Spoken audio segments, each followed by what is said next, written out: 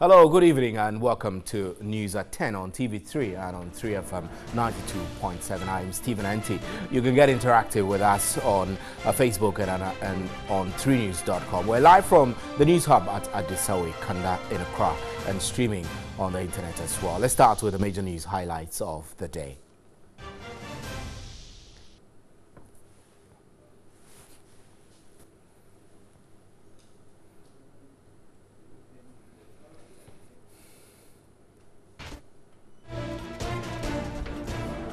The Ashanti Regional Health Directorate says the outbreak of swine flu, which has claimed the lives of 4 students of the Kumasi Academy, has been brought under control. Health Director Dr. Emmanuel Tinkran says the 11 students who are currently on admission at 4 hospitals in Kumasi are also in stable condition.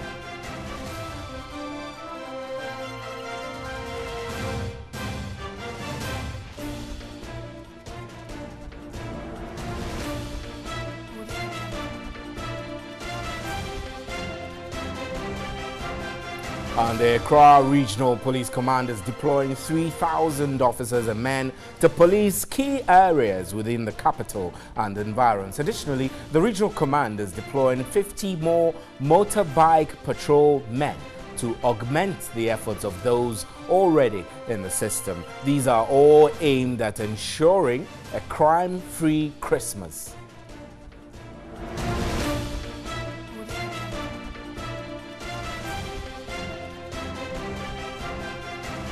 The government is to roll out a $600 million policy from next year to achieve 100% electricity coverage nationwide. The policy process is expected to span a period of 3 years, aimed at expanding the economy to create adequate jobs. Vice President Dr. Mahamadou Bawumia gave the hint when he took his turn at the forum to discuss the sustainable development goals in Accra.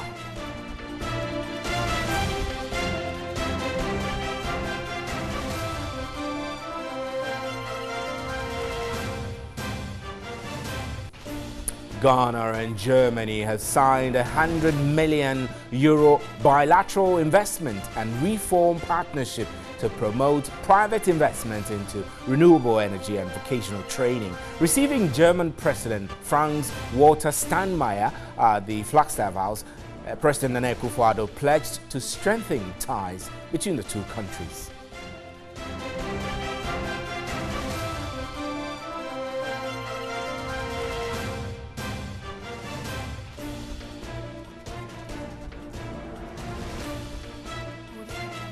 Those are our major news highlights. Remember, we're streaming live on Facebook and on 3news.com. You can also hear us on 3FM 92.7. Up next is the big one.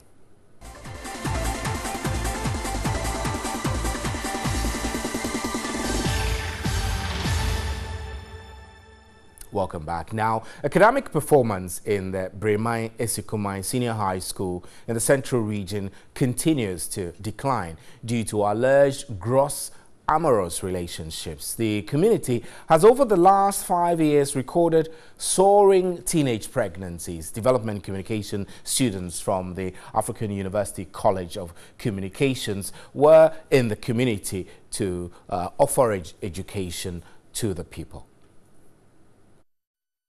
Bremai Esukuma is one of the developing farming communities in Esukuma Odobin Brakwa district of the Central Region. The community is densely populated due to the surge in cases of teenage pregnancy. Some parents' inability to provide their children's upkeep is said to have been a major contributory factor to the teenage pregnancy menace. It is alleged teachers and taxi drivers are responsible for majority of the pregnancies in the community. 17-year-old Mary has been compelled to drop out from school at GHS2 after being impregnated by an unemployed teenager. When I'm in need and I ask my parents for help, they refuse me, but the boy provides for me. That is why I accepted his proposal.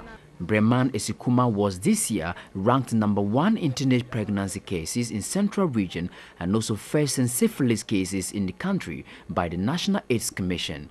About 8 months ago, development communication students from the African University College of Communications were in the community to assess the situation and prefer solutions. Following the success of the previous visit, the students again visited the community to educate the teenagers on teenage pregnancy. Drama was the tool used to send the message.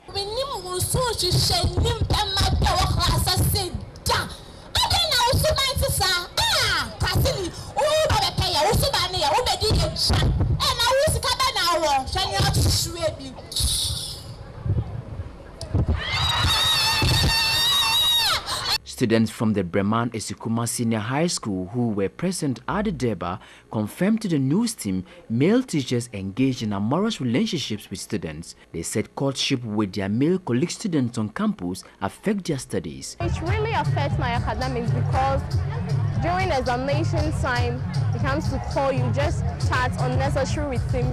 He won't give you the space to learn. So I mean, it really affects my education. At a point in time, I wanted to stop, but I found it very difficult because he's not understanding and stuff. So I found it very difficult. In my area there, Ekunfi, many of the young people are getting pregnant due to this fact. The parents don't have money to give them, so they go out with the boys. They place in so many places that they give them money. When they give them money to, there's, I think, a guest house. They go there, they get them pregnant. But they too, as for the parents, they don't have money to abort the pregnancy for them, so they give birth. But for some, dating on campus is fun. Actually, I don't know, but people are laughing, so I also have to laugh. Yeah, campus dating, you work with him from one place to the other, and I mean that's it. Development communication lecturer at AUCC, Belinda Glover, led the communication students.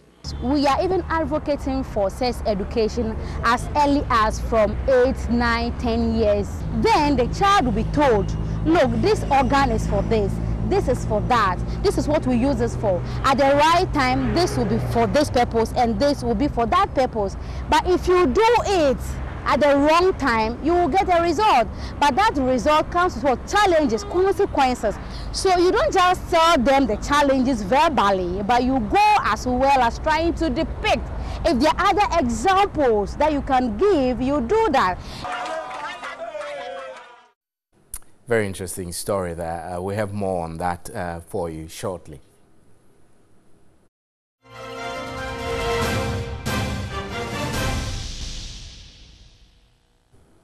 Welcome back. Now, the Progressive People's Party, in a press statement, has said that it will be presenting evidence to the 5-member committee set up by the Chief Justice to investigate the chair of the Electoral Commission and her 2 deputies. The statement says the party is confident that the committee shall work with diligence and a sense of urgency in investigating all the complaints brought before it to put to rest the soiled image of the Commission and the rot in which the EC commissioners themselves have told us they now wallow in. It further stated that the party is hopeful that the committee will not ignore the public acknowledgement by Charlotte Osei and her complicity in gross violations of procurement laws and articles of her engagement. Let's quickly get onto the telephone lines and speak with the Progressive People's Party.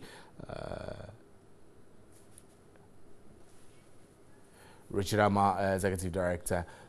Richard Amma is on the telephone lines now with the PPP joining us. Good evening, sir. Thank you. We're grateful for your time. So this your statement contains volumes of inferences and allegations suggesting that you've already made up your mind that Mrs. Charlotte Osei is guilty. Is that what it is? Well, thank you. It is important to note that it is not only Mrs. Charlotte Osei who is before the Chief Justice's committee right now. There is also Mr. Amadou Sule and Madame Georgina Amankwa who are also before the committee. What the PPP is saying is that we also have some evidence that the committee must hear and add to their work, because it is in the interest of justice that finality is brought to every litigation. In this case, there is a petition before the president, which has been referred to the judiciary through the Chief Justice, and the Chief Justice has set up a committee. We are asking for an audience before that committee so that we also present the pieces of evidence that we have against the members of the Electoral Commission, based on which we believe we can bring a finality to the matter so that Ghana can move forward and prepare for a new Electoral Commission before the 2020 election. So your statement makes references to soiled reputation of the Electoral Commission and also ensuring that certain attitudes, I don't want to read verbatim exactly what your statement says, but the point I was making is that your statement does suggest that you have a sense of feeling or conclusion that there is something wrong with the Electoral Commission, the setup, the commissioners, and all of that, and you support the impeachment, isn't it? Exactly so. You see, there are a lot of evidence around that people have not averted their minds to, but a lot of things have gone wrong in the commission, and we believe this is the opportunity for the judiciary of the country to look into those matters and bring a final conclusion on those matters. I may not be in a position to divulge to you all the pieces of evidence we want, the kinds of evidence you have, to the committee. That's fair. But then, maybe just to whet your appetite, if you'd remember, we were disqualified and we went to court. If you'd remember clearly, the Electoral Commissioner, Madam Charlotte Osai, swore on affidavit and lied to the High Court, chaired by Justice Chebaifor, that they were in a hurry to go and print electoral materials outside the country. It turned out to be that those electoral materials were being printed in this country. That was perjury in the first instance. But of course, because we were very much interested in just getting our candidate reinstated, we didn't want to go into all the other nitty-gritties of the other violations that the Electoral Commission and its chairperson meted out to the public institutions and individuals in this country. So we think that at this point in time that a committee has been set up to investigate them. It is important that all the items we have numbered as pieces of evidence against them should be made available to the committee so that the committee can review all these pieces of evidences and make a final determination on their feet. So let me understand. Is it that because your candidate was more like disqualified, he went to court, he challenged all of that, you want Mrs. Charlotte Osei to be punished for that? You want her removed out of office? Well, remember, it was not Mrs. Charlotte Osei who disqualified our candidate. It was the Electoral Commission, and so we cannot decide that we want to punish the entire. So you want somebody actors in the Electoral Commission who have done certain things in the past which were wrong, okay? And we have gathered pieces of evidence against all of these actors, and 3 of them, key of them, are before the Chief Justice right now. We believe that the pieces of evidence we have must be made available to the Chief Justice. So we are seeking audience before the committee set up by the Chief Justice, so that we also go and because, you know, in this country, the judicial policy is that every matter before the courts, there must be a final end. The courts are not interested in cases being resurrected after they have dealt with one aspect of it. And so we believe it will be in the best interest of the judiciary if we are given an opportunity to be heard, so that whatever we have against them can also be added to the current petition before them. Then a final determination will be made without anybody going back to present any other petition afterwards, and so on and so forth. Right. Mzama, we're grateful for your time. Thank you very much. Richard Amma is with the Progressive People's Party. You're still watching News at 10. We're live from the News Hub at Addis Ababa. Let's do some other stories. Now, the Eastern Regional Health Director, Dr. Charity Sapong, says the region has not recorded any outbreak of cerebrospinal meningitis and H1N1 influenza. She admits only one case of cerebrospinal meningitis has been recorded. The Eastern Regional Director of Health, Dr. Charity Sapong, urges parents and the general public to remain calm, She said the health service in the region is in control of the situation. Now that we know what the cause is, we are able to put in place the necessary preventive issues that will handle any case should it come in. I want to assure the press and all Ghanaians that so far we have not recorded any case of influenza H1N1 in the Eastern region. A 16-year-old science student of the Koforidua Senior Technical School died Friday, December 8 of cerebrospinal meningitis. He died the day after he was admitted to the Koforidua Central Hospital. He was reported sick by the housemaster. His parents were informed, but he claimed he was not sick. The unfortunate incident happened after his condition became worse and was rushed to the hospital on December 7. On Monday, December 11, some students of St. Martin's Senior High School were admitted at the Nsawam Government Hospital in the Nsawam Municipality of the Eastern Region. The Regional Director of Health, Dr. Charity Sapon, maintained no case of H1N1 was recorded among the students admitted. On to the Ashanti region, the Regional Health Directorate says the outbreak of the swine flu, which has claimed the lives of 4 students of the Kumasi Academy, has been brought under control. The Health Director, Dr. Emmanuel Tinkrine, says the 11 students who are currently on admission at 4 hospitals in Kumasi are also in stable condition. Here's a report by correspondent Ibrahim Abubakar. 85 students of the Kumasi Academy were affected with the H1N1 influenza type A virus. 4 out of the students have lost their lives. 11 others are on admission at KNUST, Kumasi South, Menchia and the Komfo-Anokye Teaching Hospitals.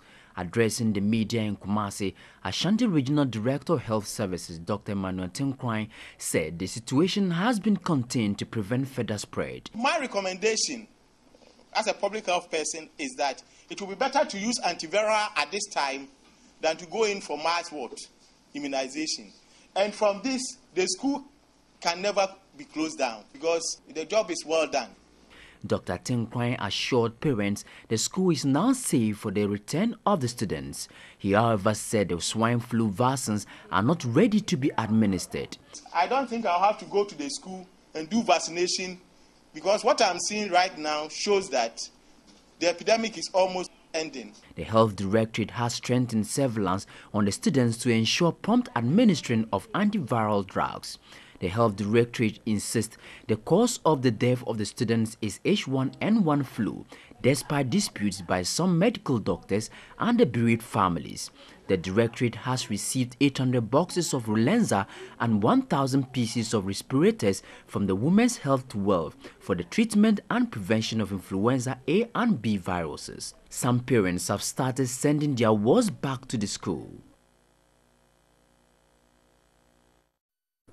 Right, and reports reaching us suggest that one student of the Damango Senior High School in the West Gonja district has been confirmed dead. The student, whose name is yet to be given, according to the district chief executive Said Muhazu, died at about 1 p.m. Tuesday, December 12, whilst on admission at the Damango Hospital. 9 others, he added, are currently on admission. Officials say cause of death is yet to be known as they await results from laboratory tests. TV3 News has gathered that the 9 have complained of various medical conditions from fever to bodily weakness. You're still watching News at 10. We're live from the News Hub at the Sawe Kanda in Accra. Now, earlier, let's go back to our earlier story on Bremai Esukumai and the situation with teenage pregnancies there and the relationship between male teachers and female students there. Earlier, I spoke with the Executive Director of Child Rights International Ghana, Bright Appiah, and I first asked him his reaction on this male teachers and female student relationships in senior high schools. The position of teachers in our schools is very critical, and they are professionals. So by their training, you expect them to conduct themselves in a certain way. And moreover, once children are within the school environment, it is a duty that teachers owe children to ensure that they study, and then they engage in some activities that will be profitable to them. So if teachers are taking advantage of children, then they are compromising on their professional conduct, which of course we should not allow that to happen. And if that happens and we are taking action, then we should also take the action recognizing that these are professional people, so that whatever punishment that is there for us to give to them, we do that. But all these things also boil down to the fact that teachers themselves must be oriented to know that the position that they occupy is very important, and it is something that children look up to. Therefore, if they are taking advantage of children, then of course, one, they lose respect in the eyes of these children, and therefore that also goes to affect the way and manner children would absorb the lessons that they get from the classroom and all that. So I would also say that teachers must find themselves in a position where they respect the code of conduct that they've been trained and on, and then also handle children in a manner that demands of us, because the law provides that even state institutions, individuals must always, whatever conduct that they do or act that they put up should be in the best interest of children. So once they are teaching children, they are in a position that they have to defend and protect the interests of children. So we need to look at it from that angle. And then where they fall within the bracket in terms of the offense that they've committed, we also need to deal with it appropriately. So parent administrative bodies must also recognize some of these things, so that teachers who fall foul of some of these things, they can take action against them. You just mentioned that at the base of it is the teacher's own attitude towards professionalism and all of that. But won't you say also that this is coming about as a result of breakdown in the supervision structure in schools, or the discipline generally from top to down when it comes to teachers? Yeah, of course, because you expect that once a teacher is teaching in the classroom, one of the things that the Ghana Education Service demands is that the security supervisors must also, on a daily basis, issue a report on the performance of teachers in the classroom, and then also have engagement with children to understand how they even absorb things from the classroom. We have done that before, where we look at it purely from the child perspective, interviewing children to find out the relationship that exists between them and then the teachers. And clearly, children say all kinds of things about teachers, and it depends on the relationship that they keep with children and all that. So we expect that supervision will also be intensified, so that they can easily identify some of these things. But the report so far that we've seen in terms of the security supervisors and the report that they filed to the GS clearly do not take into consideration the social environment of children.